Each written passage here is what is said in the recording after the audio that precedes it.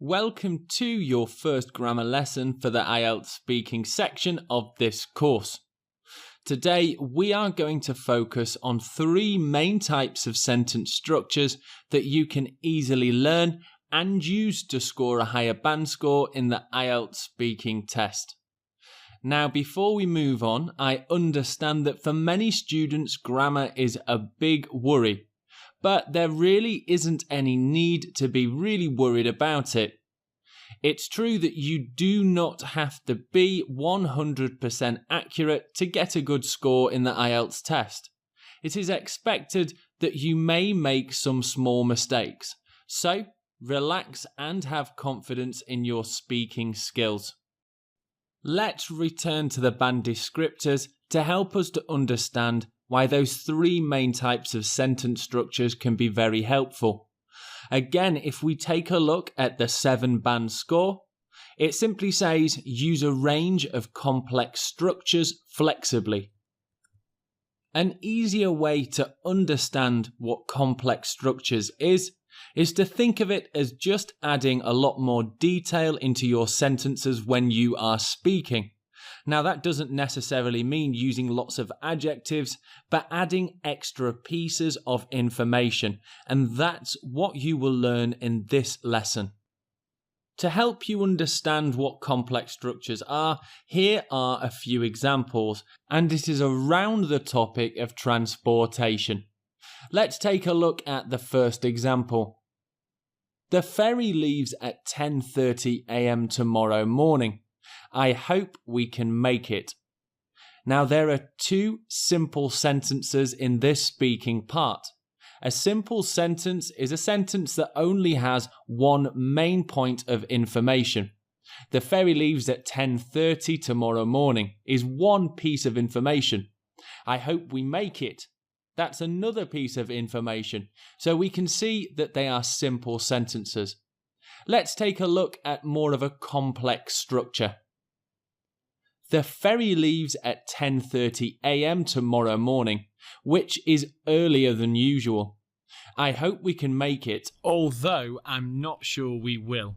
Now, it's quite easy to see that there is more detail in this example, and you should be trying to do this quite often in the IELTS speaking test. I've highlighted the part which is earlier than usual, and that is another piece of information. So that sentence now has two pieces of information. I hope we can make it, although I'm not sure we will. I used a connective and an extra part of the sentence, I'm not sure we will, to add some extra detail. This is a great example of a complex structure. So there we have some examples to highlight the differences between simple and complex structures. Now let's take a look at the three main sentence types that you should be using in the IELTS speaking test. We have a simple sentence, a compound sentence, and a complex sentence. A simple sentence has one clause. Now, I should explain what a clause is, and quite simply, a clause is one piece of information. So we can see that in this example, a simple sentence has one clause. There is only one clause there.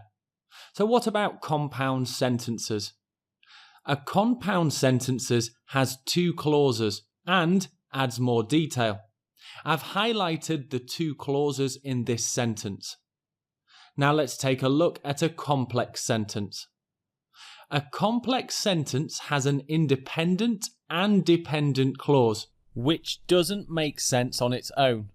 I might say that making complex sentences is the more challenging of the three sentence types.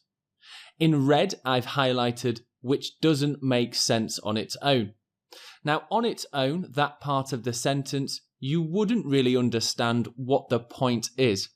But when the red part is added to the blue part, or the dependent clause to the independent clause, it does make sense. A complex sentence has an independent and dependent clause, which doesn't make sense on its own. I'll show you some more examples later on in this video. So let's take a look at some examples for simple sentences. A simple sentence has one clause, and I'll show you examples on the topic of travel. I love travelling to Spain. Christmas is my favourite time to travel. The plane tickets are very cheap today. Try and visit me in your vacation.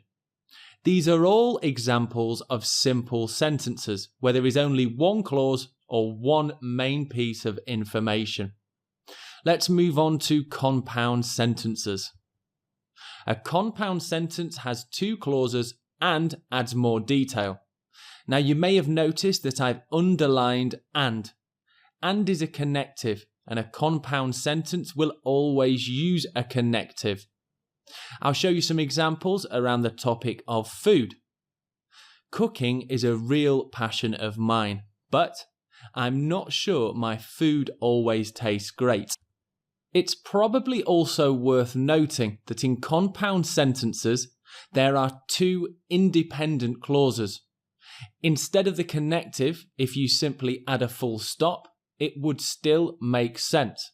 It would actually turn them into simple sentences without the connective. Let's see another example.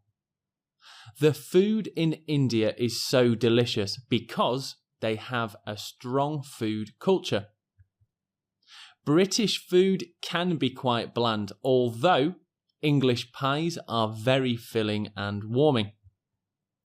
I'm not an adventurous eater really, and I usually enjoy eating familiar foods. So that's all for compound sentences. Remember to use a connective to join those two simple sentences together. Now let's take a bit of a further look at complex sentences. So a complex sentence has an independent and dependent clause, which doesn't make sense on its own. Let's see an example now around the topic of money and finance. At the end of the month, I often try and save some money. At the end of the month is a dependent clause. It needs the independent clause to make sense. Let's take a look at a second example. Hopefully one day I'll be rich, but maybe it's just a dream. And again, the dependent clause is in red. But maybe it's just a dream. Does that make sense on its own? As it's the dependent clause, it doesn't make sense and it is not a full sentence without the independent clause. So there we have the three sentence types that you should be using in the IELTS speaking test. It's important to note that you should use all three types as well. If you were only to use compound sentences for the whole test, you would score lower marks. As a practice activity, go to the Q&A section and try writing all three main types of sentence structures. If you see some other students' responses, remember to give them some feedback. Now we'll move on to another grammar lesson for IELTS speaking. See you there.